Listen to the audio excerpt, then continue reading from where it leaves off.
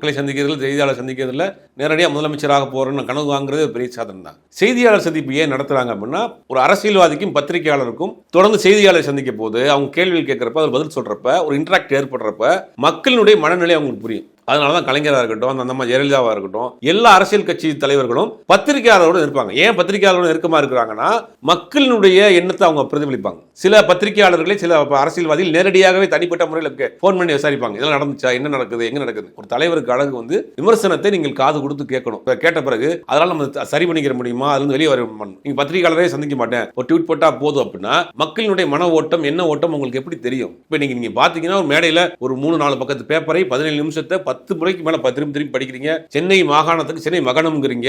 இதுல தமிழ் தெரியாத ஒரு நபர் தமிழ் பேசுற மாதிரி இருக்கு, வாய் குளறுது, தன்னிலை மறந்து விஜய் இருக்கிறாரோங்கிற ஒரு சந்தேகம் இருக்கு. சமூக வலைதளங்கள் பூரா அப்படிதான் பேசிட்டு இருக்காங்க. விஜய்க்கு என்னாச்சு, இன்னொரு விஜயகாந்தா விஜய், ஏன் இந்த தடுமாற்றம் ஏற்படுது, கிளாரிட்டியே இல்ல. ஒரே ஒரு விஷயம், ஆறுதான விஷயம் என்னன்னா, எல்லா கட்சியும் விமர்சனம் பண்ணிருக்கு. அதிமுக, திமுக, பாஜக எல்லா கட்சியும் விமர்சனம் பண்ணிருக்காரு. அதை இன்னும் கொஞ்சம் ஸ்ட்ராங்கா தெளிவா பண்ணியிருந்தாருன்னா இன்னும் நல்லா இருந்திருக்கும்.